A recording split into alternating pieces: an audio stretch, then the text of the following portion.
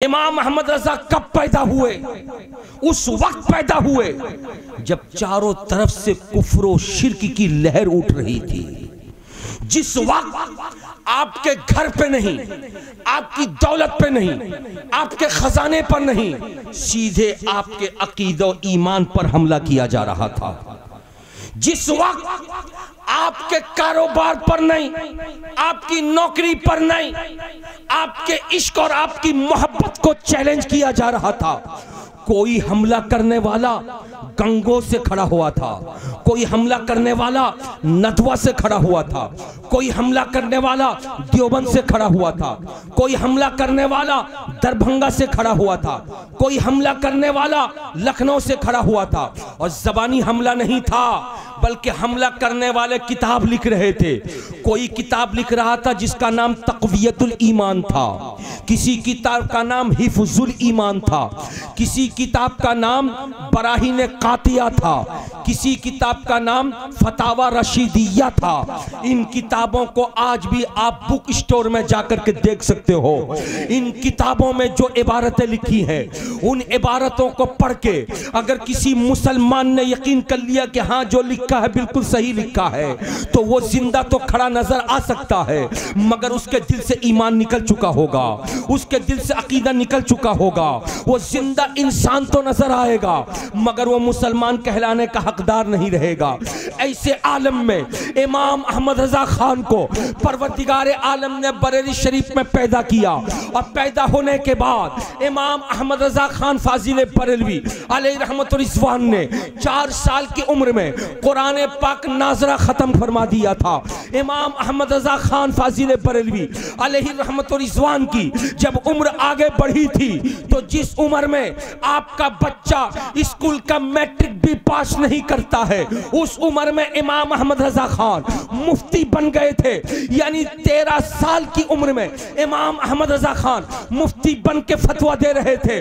उसी दरमियान इमाम अहमद रजा खान ने जब इन किताबों को खोला था, कभी हिफ्जुल ईमान को खोला था, कभी तक़वियतुल ईमान को खोला था, कभी फतावा रशीदिया को खोला था, कभी बराहीन कातिया को खोला था, और खोल करके जब पढ़ा था तो उसमें कुफरी इबारतें लिखी थी। किसी में लिखा था कि नबी को अपनी तरह समझो, किसी में लिखा था कि नबी के पास कोई इल्म नहीं है, किसी में लिखा था कि शैतान का इल्म ज्यादा है, मुस्तफ़ा जाने रहमत का इल्म कम है, किसी में लिखा था नमाज में अगर रसूल का ख्याल आ जाए तो नमाज खत्म हो जाएगी, गधे बैल का ख्याल आ जाए तो नमाज हो जाएगी। किसी में लिखा था अपने नबी से इतनी मोहब्बत करो जितनी मोहब्बत अपने बाप दादा बेटे और बीवी से करते हो। किसी में लिखा था अपने नबी से बस नबी की ताजीम इतनी करो जितनी अपने बड़े भाई की ताजीम करते हो।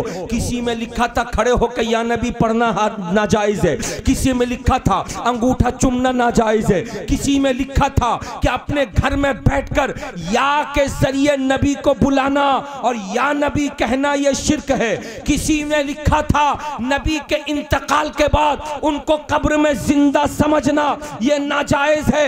ऐसी कुफरी इबारतें, ऐसी कुफरी बातें, अकीदे को खत्म करने वाली बातें, ईमान को मलियामेट करने वाली बातें जब किताबों में इमाम अहमद रजा खान ने लिखा देखा था, तो ऐसे आलम में इमाम अहमद रजा खान तड़प गए थे। और तड़प करके सबसे पहले उन किताबों के राइटरों को उन्होंने लेटर लिखा, और लेटर लिख करके बुलाया और कहा कि तुमने जो ये किताब में लिखा है वो गलत है, मैं तुम्हारे सामने मुनाजरा करना चाहता हूँ। उनको बार बार इमाम अहमद रजा खान चैलेंज करते रहे, मगर इमाम अहमद रजा खान के चैलेंज को उन्होंने कबूल नहीं किया। फिर इमाम अहमद रजा खान ने लेटर लिख करके उनको बताया था कि तुम इन किताबों के जरिए जो कुछ भी कुफ्र फैला रहे हो, उन किताबों से कुफ्री बातों को मिटा दो, मगर उन्होंने मिटाया नहीं। तब इमाम अहमद रजा खड़े हुए, उनके सामने फिक्र थी, रसूलों के गुलाम की फिक्र थी, फिक्र थी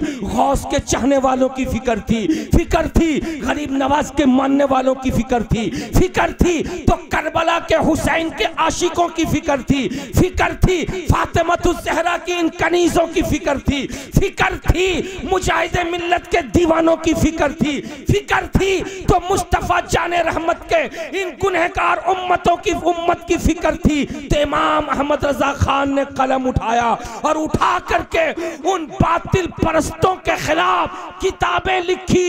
एक नहीं, आपने बहुत सारे राइटरों का नाम सुना होगा। किसी राइटर ने अपनी जिंदगी में 20 किताबें लिखी होंगी, किसी ने 50 किताबें लिखी होंगी, किसी ने 100 किताबें लिखी होंगी, मगर खुदा ने इतना पावर दिया था इमाम अहमद रजा खान को कि 67 बरस की उम्र में इमाम अहमद रजा खान ने 1000 से शायद किताबें लिख करके उन बातिल परस्तों के मुंह पे तमाचा मारा और मार करके हम सुन्नियों को हथियार किताब की शक्ल में दे करके इरशाद फरमाया कि इन कुफरी इबारत को लिखने वाले ये दोज़खी हैं, जहन्नमी हैं। अगर तुम मुस्तफा के सच्चे गुलाम हो तो उनसे रिश्ता नाता तोड़ दो। वो कहते हैं नबी किसी चीज का मालिक नहीं, किसी चीज का मुख्तार नहीं। मैं कहता हूं खुदा की अता से मेरा रसूल मालिक भी है, मुख्तार भी है। तुम सुन्नी हो तो रसूल को खुदा की अता से मालिक भी मानो, मुख्तार भी मानो, तब तुम्हारा ईमान मजबूत होगा। फिर कलम उठा के लिखा, मैं तो मालिक ही कहूंगा कि हो मालिक के हबीब, मैं तो मालिक ही कहूंगा कि हो मालिक के हबीब, यानी महबूब व मुहिब में नहीं। मेरा तेरा वाह क्या जूदो करम है, शहे बता तेरा नहीं, सुनता ही नहीं मांगने वाला तेरा। वाह वाह वाह वाह वाह।